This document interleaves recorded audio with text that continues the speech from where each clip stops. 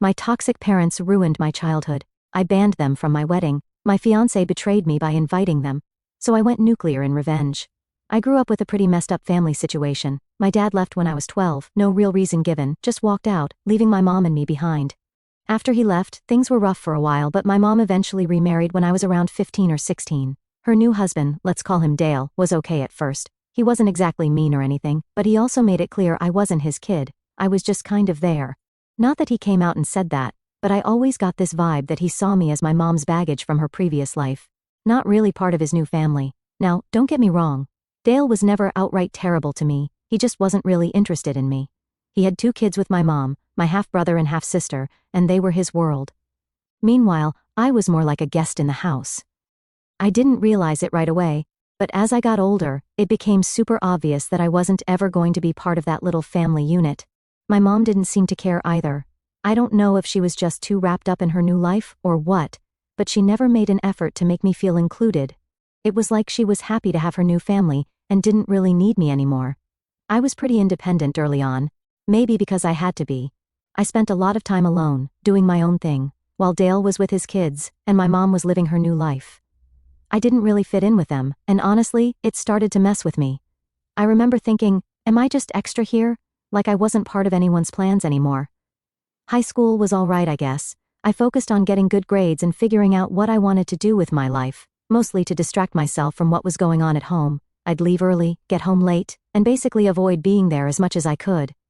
I got a part-time job when I was 17, which helped me stay out of the house. It wasn't a terrible life, but I knew that once I graduated, I wasn't sticking around. My plan was to go to college, get a degree, and get as far away from that situation as possible. Things got real though when I came home after my first year of college. I had just finished my freshman year, and I was excited to have a break. You know, summer vacation, time to chill, maybe catch up with some high school friends. But nope, that wasn't in the cards for me. I still remember this like it was yesterday. I was back home for maybe a week, and everything seemed normal, or as normal as things could be in that house. My mom wasn't overly thrilled to have me back, but I didn't expect her to be. Then, one night, she sat me down at the kitchen table. I thought we were going to talk about something small, like maybe me helping out more around the house or something. But no, instead she tells me, I think it would be best if you didn't come home anymore. Just like that, no real explanation.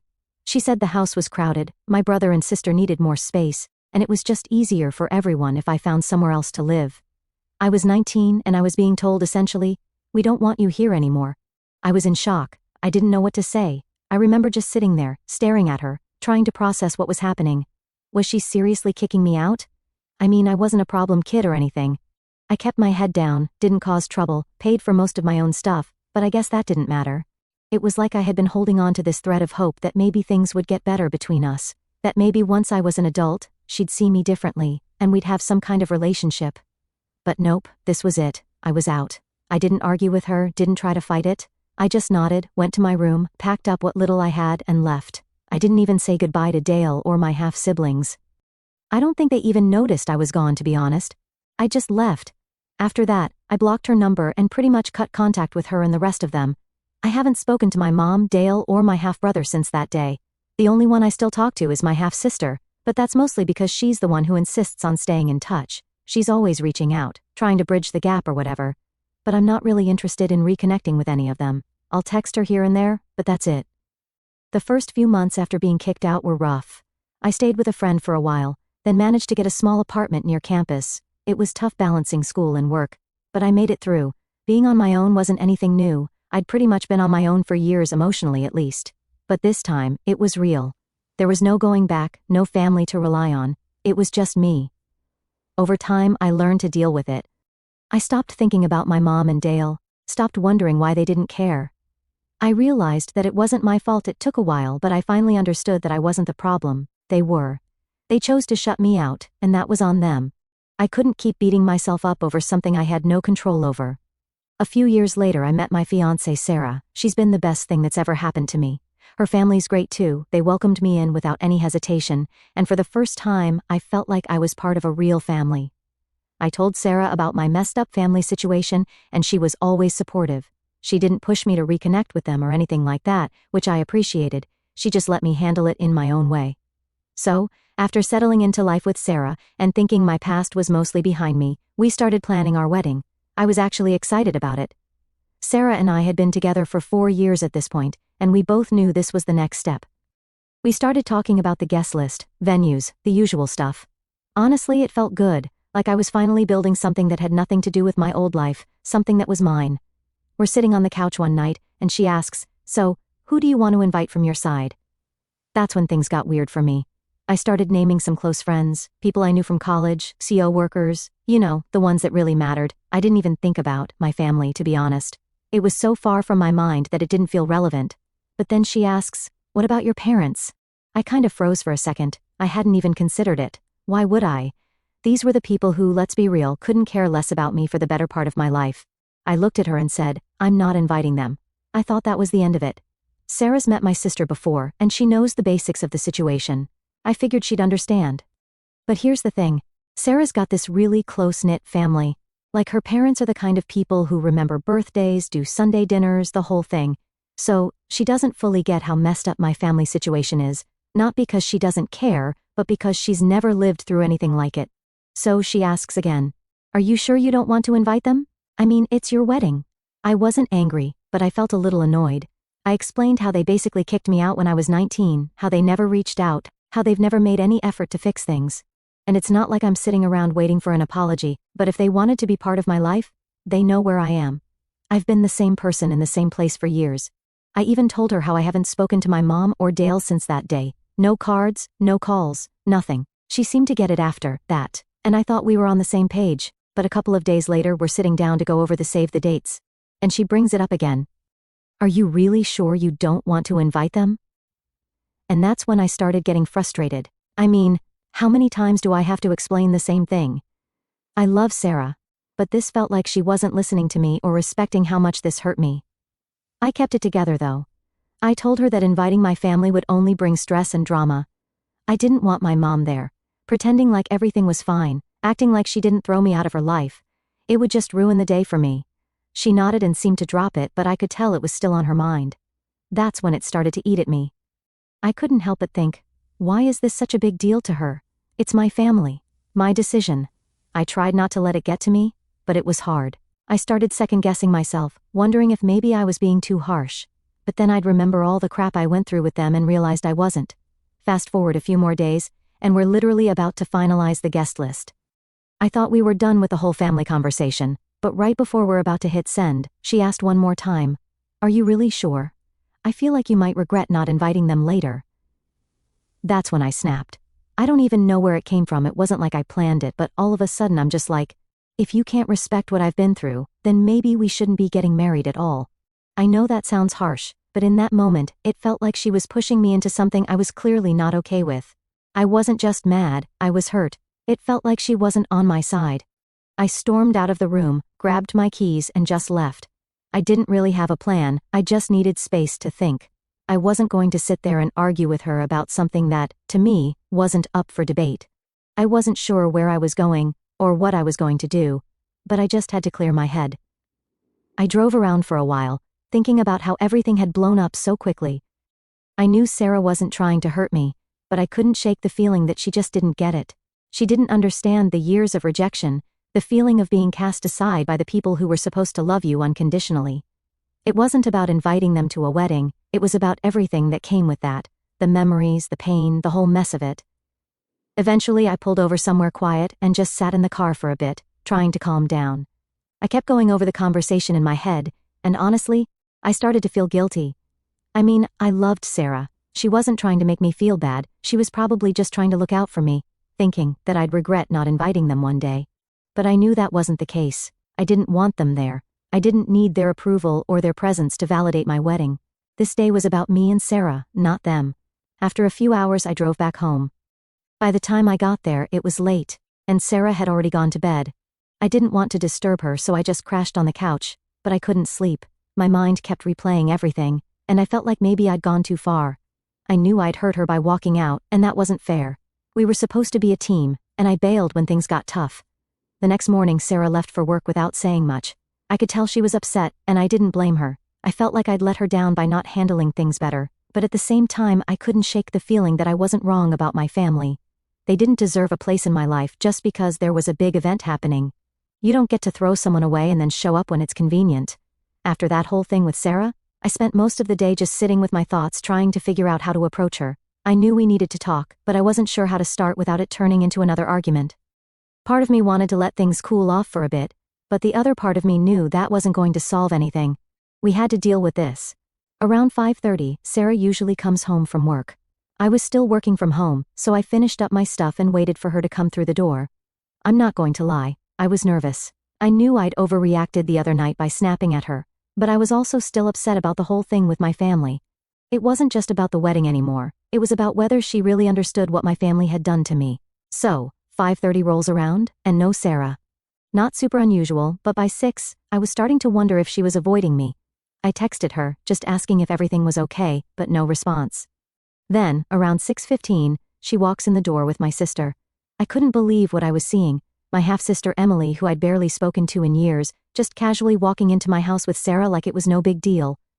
I stood there in shock for a minute, trying to process what was happening. Emily didn't live anywhere near us, she was like 45 minutes away, so her being here was unexpected, to say the least. The look on Sarah's face told me she knew this wasn't going to go well. And Emily, she looked nervous, like she knew she was walking into a lion's den. I didn't even know what to say. I just kind of stared at them, waiting for one of them to explain why my sister was standing in my living room. Before I could get a word out, Emily bursts into tears, like full-on crying. I don't know what it is, but seeing her like that didn't do much for me. I wasn't exactly in a place to feel sympathy for her, given everything that had happened with my family. Sarah looked at me, kind of pleading with her eyes like, please don't make this worse, but at this point, I'm just confused and pissed off. Emily starts apologizing, saying, I'm so sorry, I didn't mean for things to get like this. She's crying so hard I can barely understand her. But I didn't even know what she was apologizing for yet. After a few minutes of her sobbing, she finally starts explaining. Turns out, when she told my mom and Dale that I was engaged, it stirred up a whole bunch of drama, but not for the reason you'd think. Apparently, my engagement had nothing to do with them caring about me or being happy for me. No, it had to do with my half-brother. My half-brother, who's 27, by the way, is still living at home, jobless, and doing absolutely nothing with his life. I haven't talked to him in years either, but from what Emily said, he's basically been freeloading off my mom and Dale for the past few years. They kicked me out at 19, but here he is, 27, and they're still supporting him. My mom apparently wants him out of the house, but Dale won't let her kick him out, so they're fighting over it. And here's the kicker, they're separated because of it. Yup, my mom and Dale are separated over my half-brother. And for some reason, my engagement stirred all this up, because now my mom feels like a failure as a parent or something. I don't even know, it makes zero sense to me. I hadn't spoken to them in years, so how my engagement even came up in a conversation about my half-brother, I have no idea. But here's where it gets really wild. Emily tells me that my mom thinks getting invited to my wedding will somehow fix everything. She's convinced that if she and Dale get invited, they'll come together, see me, and all the family issues will magically disappear. Like, what? I couldn't believe what I was hearing. My wedding was now being seen as some kind of family therapy session. At this point, I couldn't hold back anymore. I told Emily flat out that this had nothing to do with me. My engagement had nothing to do with their crappy parenting or their terrible relationship. If they're fighting over my half-brother, that's on them. It's not my responsibility to fix their problems, and I wasn't going to let my wedding become some sideshow for their drama. Emily just cried harder, saying she didn't mean to upset me, that she thought she was helping. I wasn't trying to be heartless, but I was done.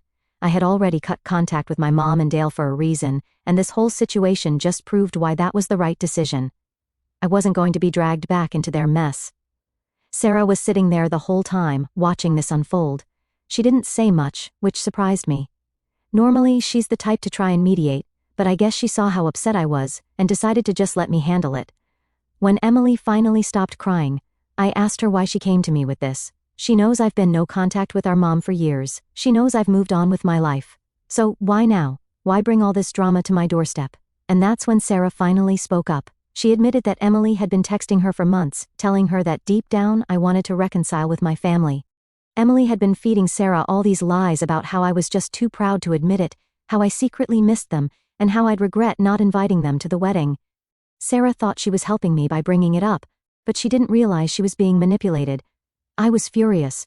I couldn't believe my own sister was lying about me like that, trying to push me into doing something I clearly didn't want. And Sarah, bless her heart, had fallen for it. She thought she was doing the right thing by trying to get me to reconsider, but now that everything was out in the open, It just made me feel betrayed. Not just by Emily, but by Sarah too, for going behind my back and believing those lies. I told Emily to leave. I wasn't interested in hearing any more apologies or excuses. She tried to argue, saying she was just trying to help, but I wasn't having it. I told her Thursday hangouts were cancelled. She left, still crying, but I didn't care anymore. I was done with her. I blocked her number and decided I wasn't going to speak to her again. Sarah and I, well, we weren't exactly in a great place after that. She knew she messed up by trusting Emily over me, but I wasn't sure how to move forward. I loved her, but my trust had taken a big hit. I didn't know if we could come back from this, but I knew we had to try. After I kicked my sister out, I was left sitting there, feeling a weird mix of emotions. On one hand, I was relieved that she was finally gone. I'd drawn the line and I wasn't going to let her or anyone else cross it again. But on the other hand, there was this heaviness in the room that I couldn't shake. Sarah had been sitting there the whole time, not saying much, and I knew that the conversation we needed to have was still hanging in the air. It wasn't going to be easy, but we had to get through it if we had any chance of moving forward. I stayed quiet for a bit, just trying to figure out what to say next. Sarah was sitting across from me, looking down at her hands, clearly upset. I wasn't angry at her anymore, but I still felt this sting of betrayal. It wasn't about Emily showing up, it was about the fact that Sarah had been talking to her behind my back for months. She should have known better, she should have trusted me. Eventually, Sarah broke the silence. "I'm sorry," she said, her voice soft and shaky. "I didn't mean for it to get like this, I thought I was helping." I took a deep breath. I didn't want to yell or say something I'd regret, but I also didn't want to let this go without addressing it. "Why didn't you talk to me?" I asked. "You know me better than anyone. Why would you believe what Emily was saying instead of coming to me first?" She looked up at me, her eyes already teary. "I don't know," she admitted. "I guess I thought you were just too hurt to admit that you missed them. I mean, you never really talk about your family, and I just assumed that deep down you might want to fix things. I didn't realize how bad it was. That hit me hard. I realized that maybe I hadn't been as open with Sarah as I thought I had been. Sure, she knew the basics, how my mom had kicked me out, how I'd gone no contact, but I hadn't really told her how deep those wounds went. I hadn't explained how much it had messed me up to feel like I didn't matter to my own family. Maybe I was partly to blame for not fully opening up, but it didn't change the fact that she'd let my sister manipulate her. "I get that you were trying to help," I said, trying to keep my voice calm. "But Sarah, I've told you over and over again that I don't want anything to do with them. I'm not secretly hoping for some big family reunion. I don't need them in my life. You should have trusted me when I said that." She nodded, wiping her eyes. "You're right, I should have. I don't know, I've never dealt with anything like this. My family's always been so close, and I guess I couldn't wrap my head around the idea that you wouldn't want to make things right with yours. But now I see that it's not the same. Your family isn't like mine. That was the thing, Sarah's family was picture perfect. Parents who loved each other, siblings who actually got along. They had their issues, sure, but nothing compared to the mess I'd been through. I couldn't blame her for not fully understanding, but it didn't make it hurt any less. "I just need you to believe me when I tell you something," I said. "Even if it doesn't make sense to you. Even if it's different from what you're used to. I need you to trust that I know what's best for me when it comes to my family." She reached across the table and took my hand. "I'm so sorry," she whispered. "I'll never go behind your back like that again, I promise." I squeezed her hand, feeling the tension between us slowly start to ease. I knew this wasn't going to fix everything right away, but it was a start. At the end of the day, I loved Sarah, and I knew she loved me. We'd been through a lot together, and this was just another bump in the road. We were going to work through it, one way or another. After a few minutes of sitting in silence, I finally asked, "What do we do now?" It felt like the big question that had been hanging over us for days. "Well," Sarah said, "we still need to talk about the wedding. I know we've put it off because of everything that's happened, but we can't ignore it forever."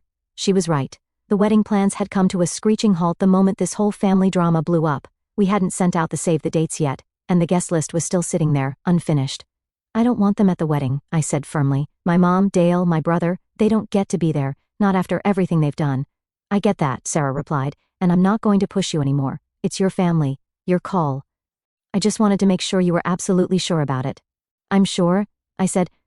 "If they want to be in my life, they'll have to earn that spot. But I'm not giving them an invitation just because it's a big day. They haven't earned that, and they don't deserve it." Sarah nodded. "Okay, we'll move forward without them." Update 1. The next few days after that talk with Sarah were a bit of a blur. It was like a weight had been lifted, but at the same time, there was this lingering tension. We weren't fighting anymore, but we weren't exactly back to normal either. You know that weird feeling when you and someone you care about have made up, but things still feel off? Yeah, that's where we were. I tried to throw myself into work just to keep my mind busy, but every now and then I'd catch myself thinking about everything that had happened. I was still mad about Emily showing up unannounced and stirring up all this drama. I couldn't believe she thought my wedding would be some sort of family reunion fix-it-all event. Like, where was that logic even coming from? But I guess I should have expected it. That's how my family operates. Sweep all the issues under the rug and pretend like everything's fine. Sarah and I had agreed to move forward with the wedding plans, but the energy around it just felt different now. Before all this, it was exciting. We'd talk about venues, colors, flowers, typical wedding stuff. Now, it felt like we were just trying to get through it, and I hated that. I didn't want my wedding to be overshadowed by the mess with my family. I wanted it to be about us, about starting our life together, not about them. One evening, Sarah suggested we sit down and officially finish the guest list. I wasn't exactly in the mood, but I knew we had to get it done. So we sat at the kitchen table, the guest list in front of us, and went through the names. I looked at the empty spaces where my mom, Dale, and my half-brother's names could have been. I didn't feel any guilt about leaving them off. If anything, it felt like the right call. Sarah must have noticed the look on my face because she reached over and squeezed my hand. "You okay?" she asked, her voice soft. "Yeah," I nodded. "I'm good. Just weird, I guess, seeing those empty spots." "I know," she said, "but you're doing the right thing." And I knew she was right. Still, it was strange. Most people invite their parents to their wedding, it's just how things usually go. But I wasn't most people. My relationship with my family wasn't normal, and that was something I had to accept. Once we finished the guest list, we moved on to some of the more fun stuff, like picking out the cake and talking about the music for the reception. It felt good to finally focus on the wedding again without the shadow of my family hanging over it. For the first time in days, Sarah and I were laughing and joking around, and for a minute, everything felt normal again. We were back to being us, the couple that was excited about getting married and building a life together. But of course, nothing stays simple for long. A couple of days later, I got a text from an unknown number. My gut immediately told me it was my mom, but I opened it anyway. Sure enough, it was her. She started the message off with something like, "I heard you're getting married. I hope we can talk." Real vague, no apology, no acknowledgement of anything that had happened in the past, just like always, acting like everything was fine, like she could just pop back into my life whenever she felt like it. I didn't respond. I blocked the number immediately. I wasn't going to let her worm her way back in, not now, not ever. I'd already decided that my life was better without her in it, and I wasn't about to change my mind because she suddenly remembered I existed.